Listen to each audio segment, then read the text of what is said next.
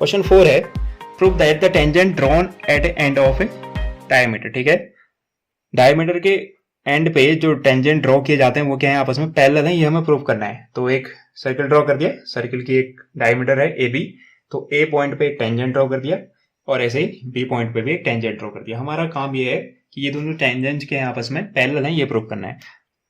ठीक है, अब क्लियरली इसको ऐसे देखो, इस कॉन्सेप्ट को समझने के लिए अगर मुझे दो लाइन पैरेलल करनी, इसको थोड़ा घुमा दे रहा हूं मैं। ठीक है, कैसे, ऐसे समझो। ठीक है, ये दो टेंजेंट है और इसको एक लाइन कट करती हुई दिख रही है। ठीक है, थोड़ी देर के लिए इसको तिरछा कर दे रहा हूं। ऐसा फिगर देखा कभी? देखा होगा बिल्कुल। तो इनको कहते हैं ट्रांसवर्सल लाइन। ये दोनों लाइन क्या है, पैरेलल हैं, ये प्रूव करना है।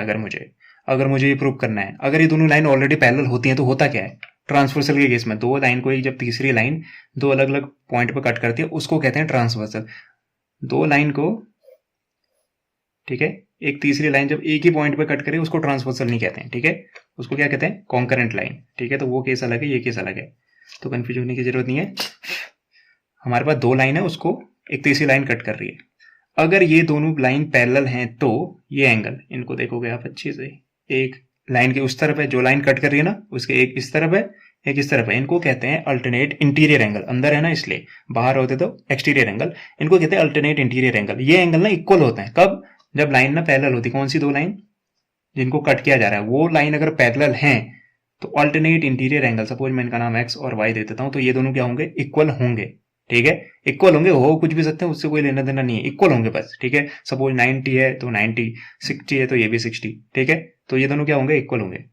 ये इक्वल है तो ऑटोमेटिकली ये भी इक्वल हो गया, सिर्फ आपको एक पेयर को क्या कर देना है, इक्वल कर देना है। तो यहां देखो, इस फिगर को अगर आप घुमाओगे ना ऐसे, तो आपको क्लियरली दिख रहा है ये दो लाइन है और उसको एक ना थर्ड लाइन कट कर रही है। इस लाइन को आगे बढ़ाया जा सकता है, लाइन, ये लाइन तो एक्सटेंड कर जाती है ना, तो आप इसको एक्सटेंड करोगे तो आगे पीछे एक्सटेंड हो जाएगी। अब क्लियरली दो लाइन को एक तीसरी लाइन कट कर रही है, उसको कौन सी लाइन कहते हैं, ट्रांसवर्सल लाइन।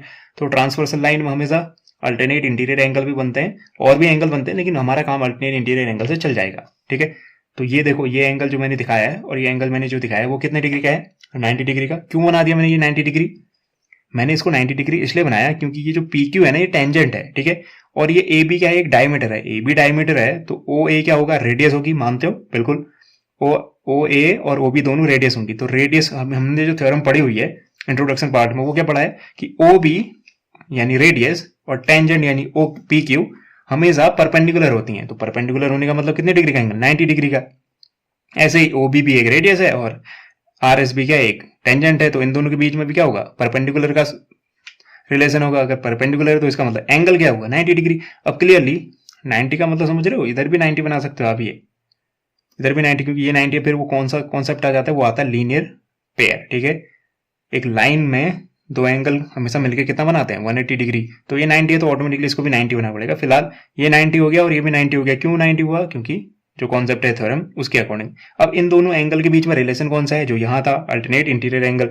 ये अल्टरनेट इंटीरियर एंगल है। ठीक है, अगर ये दोनों इक्वल हैं, इसका तो इसका मतलब लाइन क्या है, पैरेलल है। क्या ये दोनों इक्वल हैं? क्लियरली इक्वल है, क्योंकि ये भी परपेंडिकुलर है, ये भी परपेंडिकुलर है। परपेंडिकुलर का मतलब ये 90 डिग्री, ये भी 90 डिग्री। अगर ये दोनों 90 डिग्री हैं तो इक्वल हुए। जैसे ये इक्वल हुए तो हम कह देंगे क्योंकि अल्टरनेट इंटीरियर एंगल क्या है, इक्वल है, इसका मतलब ये दोनों लाइन पी क्यू और आर एस के हैं, आपस में इक्वल है। अब हम कहेंगे पी क्यू और आर एस है क्या, एक्चुअल में टेंजेंट है, टू टेंजेंट जो एक सर्किल के डायमीटर के दो एंड पे बने हुए हैं। इसका मतलब सर्किल के डायमीटर के एंड पे बने हुए टेंजेंट क्या होते हैं, आपस में पैरेलल होते हैं। ठीक है, तो हम ये कॉन्सेप्ट यूज करने वाले हैं। इसको इरेज कर देते हैं, मिट जा भाई, नहीं मिटेगा प्यार से।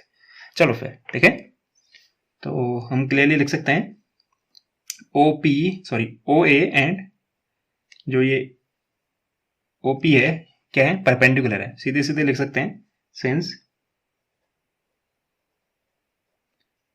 रेडियस इज परपेंडिकुलर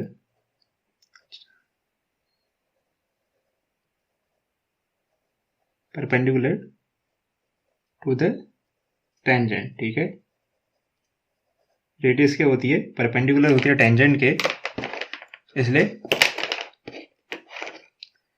ओ ए किसके परपेंडिकुलर होगा, पी क्यू के। ठीक है, या फिर पी क्यू लिखो या फिर सिंपली पी ए लिखो, ठीक है, जो भी आप लिखना चाहो। तो पी क्यू के क्या होगा, परपेंडिकुलर होगा। सिमिलरली ओ बी परपेंडिकुलर होगा, दूसरा जो टेंजेंट है वो क्या है, आर एस। अगर ये दोनों परपेंडिकुलर हैं, इसका मतलब एंगल कितनी डिग्री का बनेगा, मैं लिख सकता हूं angle that is angle O A P, O A P is equal to ये 90, ये भी परपेंडिकुलर, ये भी परपेंडिकुलर, तो दोनों का एंगल क्या होगा, इक्वल होगा। तो एंगल ओ बी एस, मैं जानबूझ के इसको ले रहा हूं, ठीक है, आप चाहो तो ओ बी आर भी ले सकते हो, ठीक है, सबको ही ले लो क्योंकि सब 90, इधर का 90 है तो इधर का 90, सब लिख दो एक साथ। एंगल ओ ए क्यू, ये 90 होगा, ये भी 90 होगा, ये भी 90 होगा, O B R equal to angle O B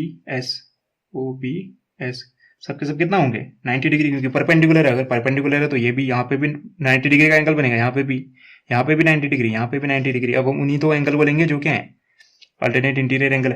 इसका अल्टरनेट इंटीरियर एंगल ये है, और इसका अगर मैं यहाँ पे एक दूसरा एंगल बना दूं तो इसका अल्टरनेट एंगल क्या है, ये अल्टरनेट इंटीरियर एंगल ये है। तो दोनों पेयर लिए जा सकते हैं, एक पेयर से भी काम चल सकता है, कंपलसरी नहीं है दोनों लेने, एक ही से हो सकता है काम, ठीक है।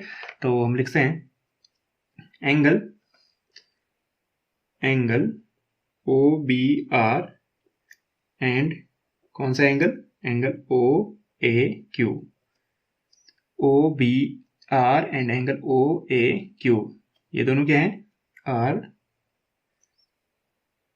अल्टरनेट कौन से एंगल, इंटीरियर एंगल्स, ये दोनों अल्टरनेट इंटीरियर एंगल्स हैं। ऑल्सो साथ ही साथ ये क्या है, दोनों इक्वल भी हैं। तो angle O B R is equal to angle O A Q. ऐसे ही दूसरा क्या है, एंगल ओ बी एस, दूसरा जो पेयर बन रहा है अल्टरनेट इंटीरियर का, O A P, O B S O A P, दोनों क्या है, इक्वल हैं।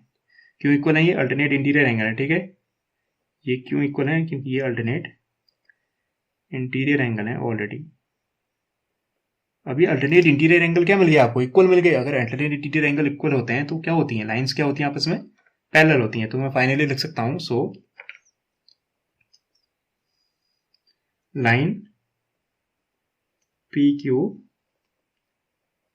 एंड आर एस आर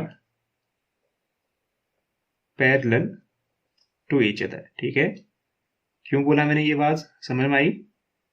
ये इस क्लास के कॉन्सेप्ट नहीं है, पिछली क्लासेस के कॉन्सेप्ट है, सिंपल सा कॉन्सेप्ट है। अगर दो लाइन को थर्ड लाइन कट करे, यानी ट्रांसवर्सल वाला केस हो, ट्रांसवर्सल लाइन हो, और वहां अल्टरनेट इंटीरियर एंगल कभी भी इक्वल हो, अल्टरनेट इंटीरियर एंगल इक्वल है, तो वो जो दो लाइन के बीच में वो अल्टरनेट इंटीरियर एंगल बन रहे हैं ना, वो दोनों लाइनें क्या होती हैं, पैरेलल होती हैं।